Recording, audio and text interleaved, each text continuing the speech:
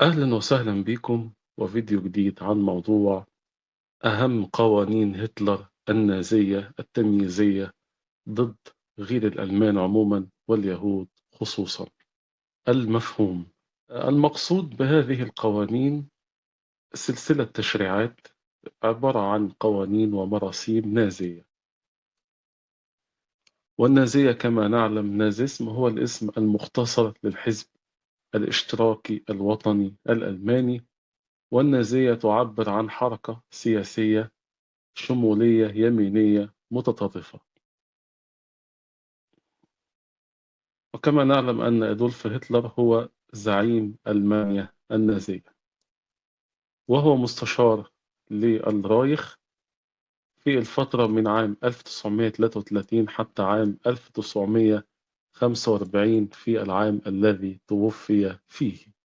فالمقصود بقوانين هتلر هي سلسلة تشريعات نازية تمييزية عنصرية، أي أنه تم سنها على أساس التمييز بين البشر على أساس الدين أو الجنس أو العرق أو الميول الجنسية.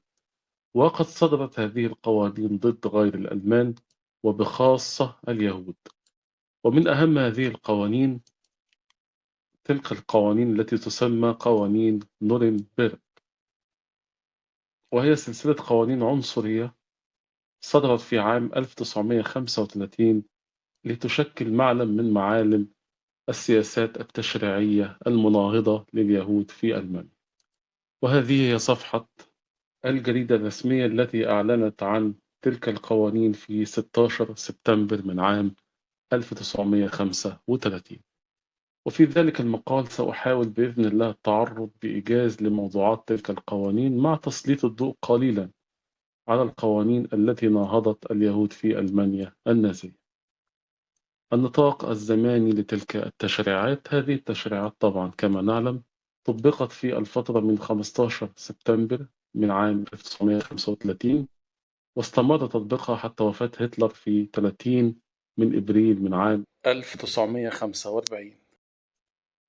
النطاق المكاني لتلك التشريعات: طبقت هذه التشريعات في ألمانيا النازية وفي جميع الدول التي احتلها هتلر وسيطر عليها، وهي بولندا والدنمارك والنرويج وبلجيكا وهولندا ولوكسمبورغ وفرنسا ويوغوسلافيا واليونان، وذلك وفقا لخريطة ألمانيا النازية.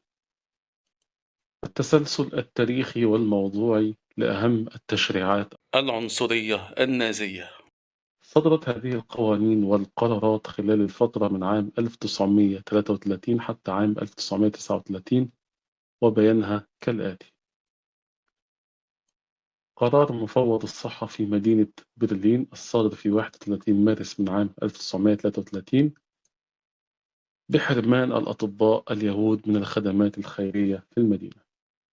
قانون إعادة إنشاء الخدمة المدنية المهنية الصادر في 7 إبريل من عام 1933 بعزل اليهود من الخدمة المدنية في الحكومة. قانون حق الدخول في مهنة القانون الصادر في 7 إبريل من عام 1933، والذي صدر بمنع قبول اليهود بنقابة المحامين الألمانية وإلغاء قيد المحامين اليهود لدى نقابة المحامين الألمانية أيضا. قانون ضد التجمهر في المدارس والجامعات الصادر في 15 إبريل من عام 1933 بتحديد أعداد الطلاب اليهود في المدارس العامة. قانون إلغاء التجنس لمدنية اليهود الصادر في 14 يوليو من عام 1933 بإسقاط الجنسية عن اليهود المقيمين في ألمانيا. قانون الزراعة الوراثي الصادر في 29 سبتمبر من عام 1933 بمنع اليهود من الاشتغال بزراعة وحظر تملكهم للأراضي الزراعية. قانون المحررين الصادر في 4 أكتوبر من عام 1933 بمنع اليهود من نشر المقالات. قانون الجيش الصادر في 21 مايو من عام 1935 بعزل الضباط اليهود من الجيش. مرسوم بقانون الضرائب الصادر في 11 يناير من عام 1936 بمنع اليهود من العمل كمستشارين للضرائب. قانون الأطباء البيطريين الألمان الصادر في 3 إبريل من عام 1936 بعزل اليهود من مهنة الطب البيطري. قرار وزارة التعليم الألمانية الصادر في 15 أكتوبر من عام 1936 بطرد المدرسين اليهود من المدارس العامة. قرار عمدة برلين الصادر في 9 إبريل من عام 1937 بعدم قبول الأطفال اليهود في المدارس العامة. قانون تبديل أسماء العائلات والأسماء الشخصية الصادر في 5 يناير من عام 1938 بمنع اليهود من تغيير أسمائهم. قانون مهنة البائع بالمزاد العلني الصادر في 5 فبراير من عام 1938 باستبعاد اليهود من ممارسة هذه المهنة. قانون الأسلحة الصادر في 18 مارس من عام 1938 باستبعاد تجار الأسلحة اليهود. قرار ضد غش الشركات اليهودية الصادر في 22 إبريل من عام 1938 بحظر تغيير أسماء الشركات المملوكة لليهود. قرار خاص بالكشف عن الأصول اليهودية الصادر في 26 إبريل من عام 1938 بإلزام اليهود بتقديم تقرير عن كافة ممتلكاتهم التي تتجاوز 5000 مارك ألماني. قرار وزارة الداخلية الألمانية الصادر في 11 يوليو من عام 1938 بمنع اليهود من دخول المنتجعات الصحية. مرسوم بقانون تغيير أسماء العائلات والأسماء الشخصية الصادر في 17 أغسطس من عام 1938 بإلزام اليهود باتخاذ اسم إضافي سارة بالنسبة للسيدات ويعقوب بالنسبة للرجال. قرار مصادرة الممتلكات اليهودية الصادر في 3 أكتوبر من عام 1938 ميلادية بتنظيم تحويل الأصول من اليهود إلى الألمان من غير اليهود. قرار وزارة الداخلية الألمانية الصادر في 15 أكتوبر من عام 1938 بإلغاء صلاحية كافة جوازات السفر التي يحملها اليهود وإلزامهم بتسليم جوازات السفر القديمة. قرار الحكومة الألمانية الصادر في 12 نوفمبر من عام 1938 باستبعاد اليهود من الحياة الاقتصادية في ألمانيا وغلق الشركات المملوكة لليهود.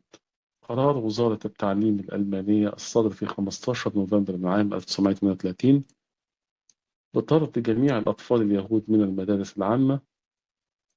قرار وزارة الداخلية الصادر في 28 نوفمبر من عام 1938 بتقييد حرية تحرك اليهود. قرار وزارة الداخلية الألمانية الصادر في 29 نوفمبر من عام 1938 بمنع اليهود من تربية الحمام الزاجل. مرسوم بقانون تنظيم العمل القومي الصادر في 14 ديسمبر من عام 1938 بإلغاء العقود الحكومية التي تحملها الشركات المملوكة لليهود. قانون القابلات الصادر في 21 ديسمبر من عام 1938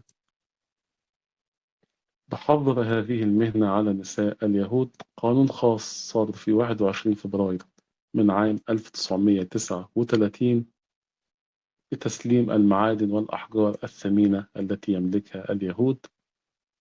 قرار رئيس اليانصيب في ألمانيا الصادر في 1 أغسطس من عام 1939 بحظر بيع تذاكر اليانصيب لليهود. طبعا توصف هذه القوانين بأنها سياسة تشريعية مناهضة يعني معادية لغير الألمان عموما ولليهود خصوصا في ألمانيا، وده كان نتيجة استيلاء الحزب النازي على مقاليد الحكم في ألمانيا في عام 1933. وقد ذكر أدولف هتلر في كتابه كفاحي صفحة 24 وما بعدها أن اليهود يدبرون مؤامرة دولية للسيطرة على العالم من خلال سيطرتهم على الجنس والمال والسلطة شيئا فشيئا، ومن ثم فهم يمثلون عدوا قاتلا مستترا بالنسبة للمجتمع الألماني. لنقرأ ما قاله هتلر عن اليهود. يقول هتلر: ومما زاد في نقمته على اليهود تكالبهم على جمع المال بجميع السبل الملتوية، وقد لمست الحقائق التي لا تخطر ببال للدور الذي يمثله اليهود في ترويج سوق الدعارة والإتجار بالرقيق الأبيض. هذا الدور الذي يؤديه اليهود بمهارة لم ينتبه إلى خطورته الشعب الألماني إلا في الحرب العالمية الكبرى. أما أنا فقد شعرت بالقرف حين اكتشفت أن اليهودي هذا المخلوق الوديع هو الذي يستثمر البغاء السري والعلني ويحوله إلى تجارة رابحة. ويكمل هتلر قائلا: انصرفت من ذلك الحين إلى جمع المعلومات والأدلة على جرائم اليهود بحق الوطن والمجتمع، وكنت أتابع نشاطاتهم في شتى الميادين، وقد اصطدمت بهم في أمكنة لم يخطر لي أنهم فيها. فقد ظهر لي أن اليهود يتزعمون الحركة الاشتراكية الديمقراطية، ويسيطرون على صحفها ويوجهون نقاباتها. وكان معظم النواب الاشتراكيين الديمقراطيين يهود، ورؤساء النقابات جميعهم من اليهود، بما فيهم قادة ومدبري المؤامرات ورؤساء تحرير الصحف التابعة للحزب. وهكذا أصبح الحزب الكبير الذي يسيطر على مقدرات البلاد ألعوبة بيد شعب أجنبي، لأن اليهودي لا يمكن بحال من الأحوال أن يكون ألمانيا. وأخيرا وضعت يدي على الروح الشريرة التي تقعد بشعبنا عن التقدم. هذا الكلام قاله أدولف هتلر في كتابه كفاحي، الصادر عن دار أزهر للنشر والتوزيع، طبعة عام 2024، صفحة 24 وصفحة 25، كما قرأنا منذ قليل. أهم تشريعات السلسلة القانونية هذه: من أهم التشريعات قانون اسمه قانون مواطنة الرايخ، وهو ذلك القانون الذي اعترف بالمواطنة للمواطن الألماني الآري فقط، الذي ينتمي إلى سلالة ألمانية نسبا أو مصاهرة، والذي يحق له التمتع بالجنسية الألمانية. القانون الثاني هو قانون حماية الدم الألماني والشرف الألماني. هذا القانون حظر الاختلاط العرقي بين الألمان وغيرهم من الأجناس الأدنى منهم، حيث كافح هذا القانون ما يسمى بتدنيس السلالة أو العار العرقي أو العار العنصري، الذي نطقه في الألمانية بهذا المصطلح. Rassenschande. وتعني هذه الكلمة عار عنصري. وقد حاول هذا القانون الحفاظ على نقاء الدم الأزرق اللي هو الدم الألماني داخل العرق الآري الألماني، فحظر التزاوج والعلاقات الجنسية بين اليهود والألمان، تجنبا لإنجاب أطفال ذوي سلالة مختلطة، بما يعكر نقاء العرق الألماني. نلاحظ أن الدماء الزرقاء هنا تعبير على صفاء العرق، ويشير هذا المصطلح إلى الطبقة الأرستقراطية في العديد من أجناس العالم. قانون تغيير الأسماء العائلية والشخصية. صدر هذا القانون في 17 أغسطس من عام 1938، وحدد أسماء جديدة قاصرة على اليهود فقط في ألمانيا، ولا يجوز للآباء اليهود تسمية أبنائهم باسم غير مدرك في قائمة الأسماء اليهودية الرسمية المعتمدة من الحكومة الألمانية النازية. والتزم كل يهودي يختار اسم لابنه من هذه القائمة بأن يضيف اسم إسرائيل بالنسبة للذكور، وسارة بالنسبة للإناث، كأسماء إضافية للاسم الذي تم اختياره. مرسوم جوازات سفر اليهود. في 5 أكتوبر من عام 1938 ألغى النظام النازي جوازات السفر الألمانية لجميع اليهود الألمان كما ذكرنا من قبل، وخصص لهم جوازات سفر مختومة بحرف، هذا الحرف الذي نطقه بالألمانية يوت، J. وهو ذلك الحرف الذي تبدأ به كلمة Jude. التي تعني اليهودي باللغة الألمانية. تشريع الشرطة بشأن تمييز اليهود. في 1 سبتمبر من عام 1941 أجبر جميع اليهود الذين بلغت أعمارهم 6 سنوات فأكثر على ارتداء شارة صفراء عليها نجمة سداسية صفراء بحجم اليد وبها خطوط سوداء تحدد نجمة داود، كما يجب أن يكون مكتوب عليها كلمة يودا اللي هي كلمة اليهودية اللي لسه سامعينها من شوية، يعني كلمة تعني يهودي باللغة الألمانية، وتعلق هذه الشارة على الجانب الأيسر من صدرهم لتكون ظاهرة حين يخرج اليهودي في الأماكن العامة. واستثني من ارتداء هذه الشارة الصفراء اليهود الأجانب واليهود الأعيان الأثرياء الموالين والعاملين بإخلاص في خدمة النازية، واليهود مختلطي النسب الذين انحدروا من الزيجات المختلفة. والمختلطة أيضا. نلاحظ أن اليهود في ألمانيا النازية كانوا يرتدون هذه النجمة الصفراء بشكل إلزامي لهم. نلاحظ مثلا هذه الأسرة التي ترتدي النجمة الصفراء أيضا. نلاحظ أن النساء هنا يرتدين هذه النجمة، بينما لا يرتديها الأطفال الذين لم تتجاوز أعمارهم 6 من العمر كما هو موضح في تلك الصورة. نلاحظ مثلا أن هذا الطفل لا يرتدي هذه النجمة، وكذلك هذا الطفل، بينما ترتدي هذه السيدة النجمة الصفراء، وهذه السيدة أيضا ترتدي النجمة الصفراء كما هو موضح. يلاحظ أن هذا التمييز في الزي يتشابه كثيرا مع مراسيم إلزام اليهود بارتداء خرقة صفراء في عمائمهم، والتي صدرت عن العاضد بأمر الله وغازان محمود المغولي وأسد الدين الأيوبي. نلاحظ في هذا المقال الذي عنوانه الأصفر لليهود والأسود للمسيحيين للمؤلفة مارسيل نظمي، توضح لنا هذه المؤلفة أنه في عهد الخلفاء الحافظ لدين الله والفائز بنصر الله والعاضد لدين الله تم التمييز بالزي بين اليهود والنصارى، حيث التزم اليهود بارتداء خرقة صفراء على عمائمهم ليتميزوا بها عن النصارى. نلاحظ أيضا هذه الفقرة التي تقول: ومنذ أن تولى غازان محمود حكم الدولة الإلخانية أمر بإلزام أهل الذمة الغيار، فكانت علامة النصارى شد الزنار في أوساطهم، وعلامة اليهود خرقة صفراء في عمائمهم.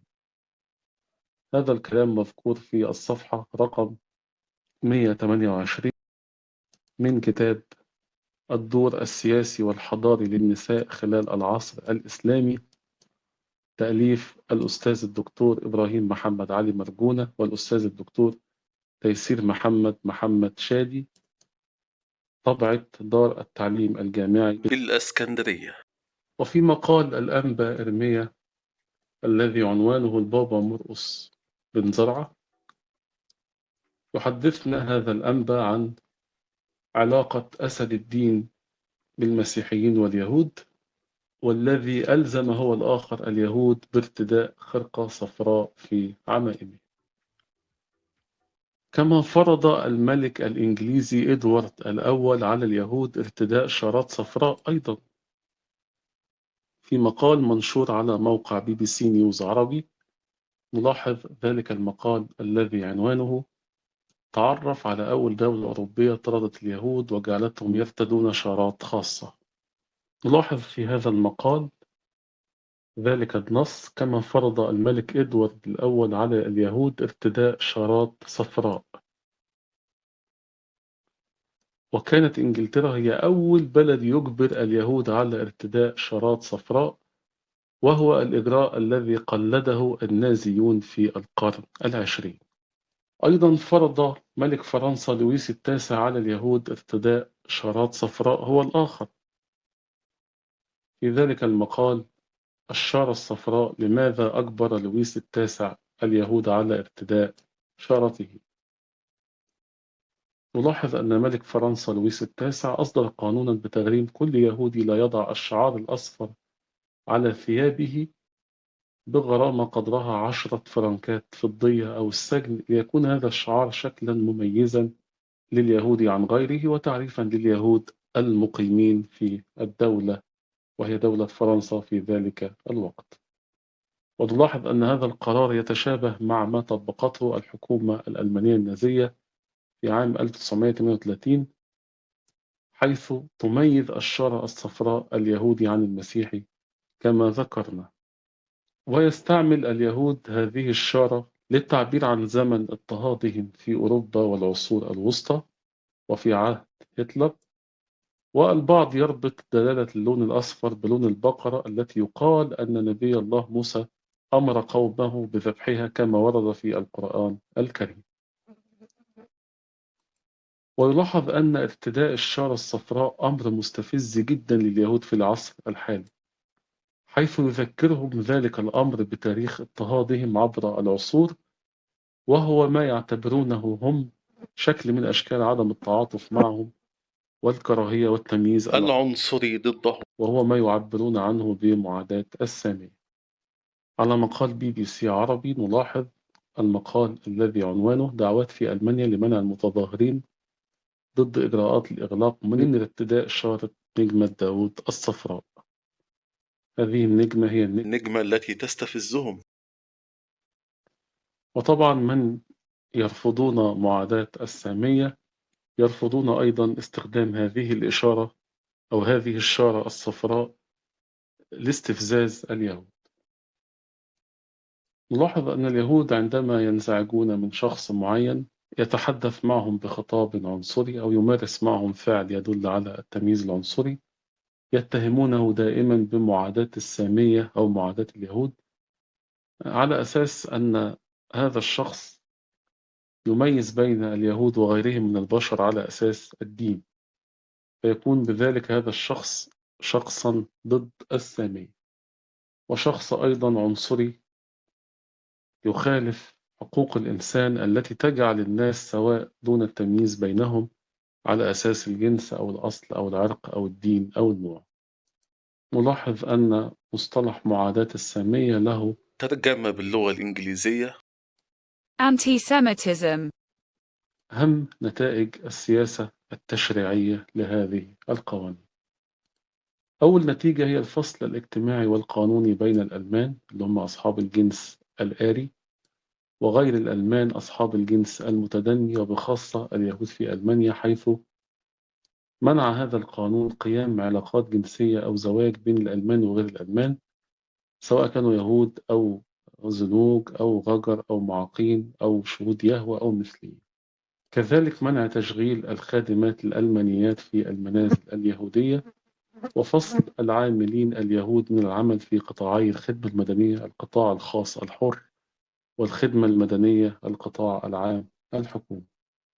نلاحظ أن هتلر بسبب هذه القوانين اضطهد العديد من العرقيات والجنسيات داخل الشعب الألماني، فقد اضطهد هتلر الزنوج وهم الأشخاص ذوي البشرة السوداء في ألمانيا، واعتبرهم أشخاص أدنى عرقا من الألمان، ومن ثم لا يستحقون أن يتساووا مع المواطنين الألمان في العرق.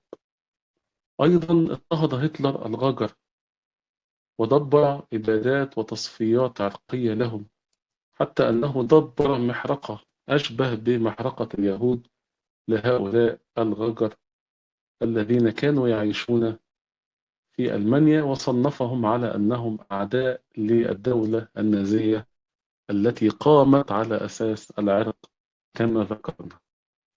أيضا نلاحظ أن هتلر أباد المعاقين ذهنيا بعدة طرق بشعة، ووصفهم بأنهم أشخاص لا يفعلون شيئا سوى الأكل والنوم واستهلاك الأدوية، فكان يتخلص من كل شخص لديه إعاقة ذهنية أو إعاقة جسدية باعتبارهم أشخاص ليس لهم قيمة داخل المجتمع ويشكلون عبئا على المجتمع نفسه.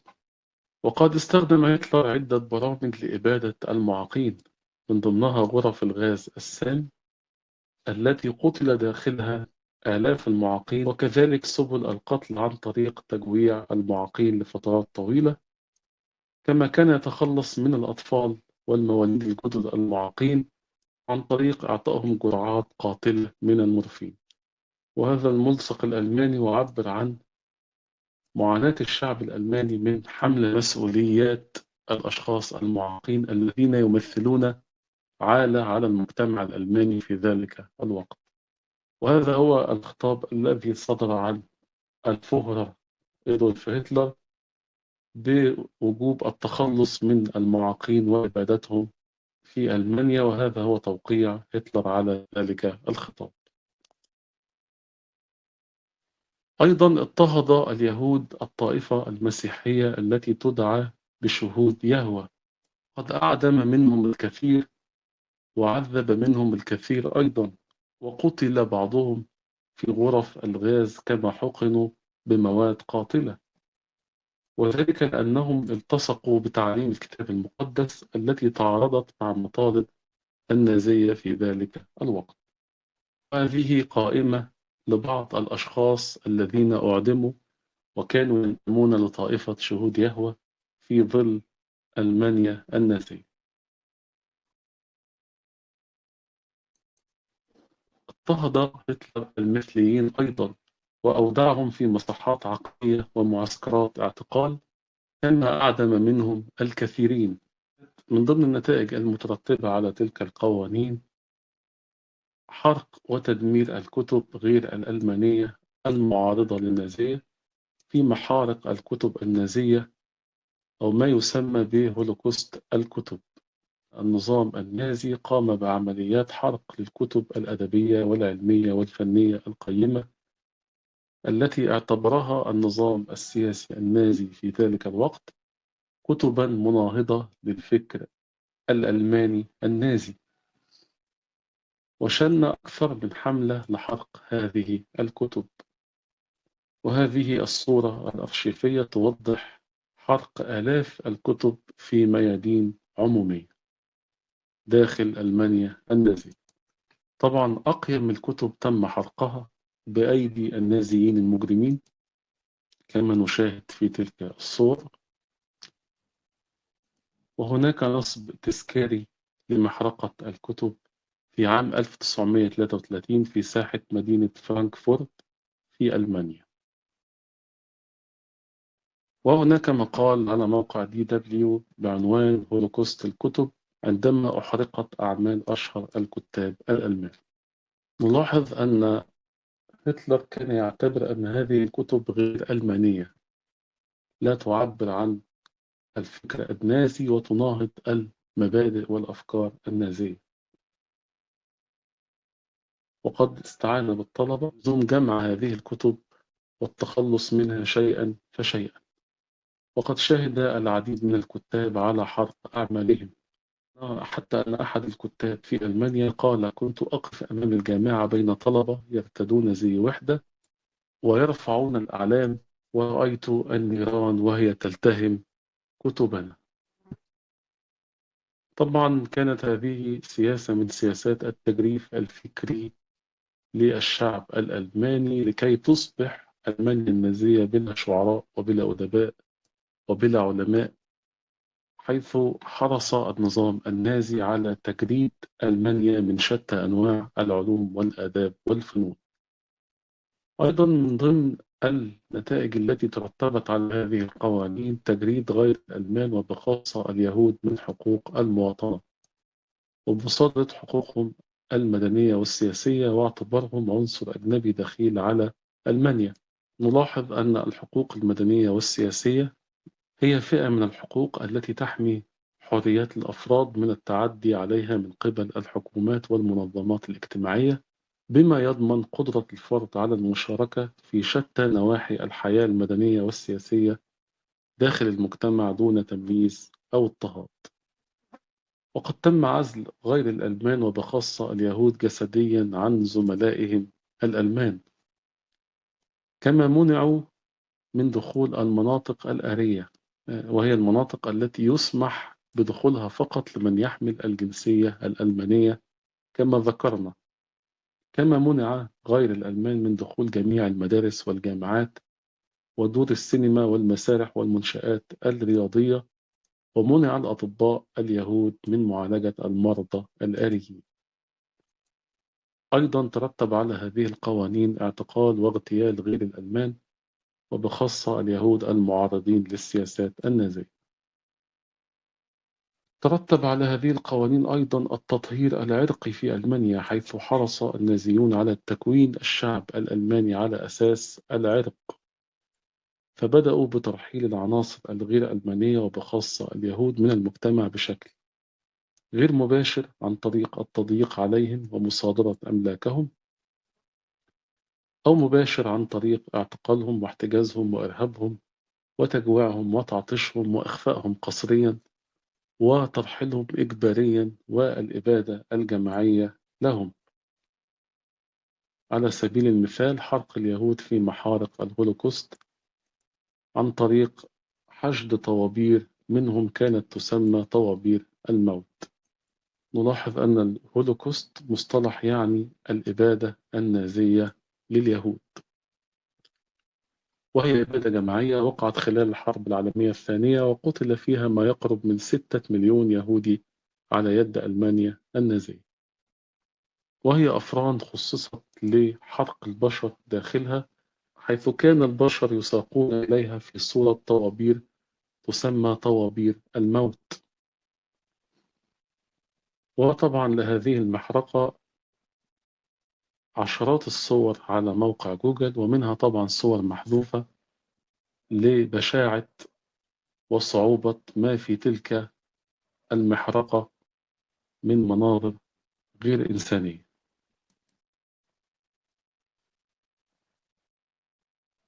ويلاحظ أن اليوم العالمي الدولي لذكرى الهولوكوست هو يوم 27 يناير من كل عام، وهو اليوم الذي تحيي فيه بعض الدول ذكرى ضحايا الهولوكوست، وتحرص عدة دول ومنظمات دولية على إحياء هذه الذكرى، مثل إسرائيل على سبيل المثال، والولايات المتحدة الأمريكية، ومنظمة اليونسكو، ومنظمة الأمم المتحدة، ومكتب المفوض السامي لحقوق الإنسان في الأمم المتحدة أيضا، والذي ينادي بوجوب تكريم ضحايا الهولوكوست. ومن الدول العربية دولة الإمارات العربية المتحدة. والشيء بالشيء يذكر، هناك هولوكوست غزة، وهي محرقة غزة التي حدثت في فبراير من عام 2008، وهناك عدة محارق أحدثتها إسرائيل داخل غزة. يكفي أن تكتب في مستطيل البحث في جوجل عبارة غزة تحترق لتشاهد عشرات وربما آلاف الصور التي تؤكد على وجود محارق حدثت في غزة.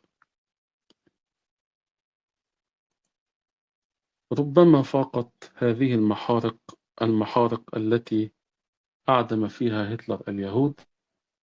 ومن الكتب التي ناقشت تلك القضية الدولية كتاب هولوكوست غزة للدكتور عبد الله الأشعل، والذي أوصي حضراتكم بتحميله وقراءته، لأنه من الكتب القيمة التي تناولت شأن غزة في نظر القانون الدولي. وهنا ينتهي هذا الفيديو. أتمنى أن ينال الفيديو إعجاب حضراتكم، وشكرا على حسن المتابعة.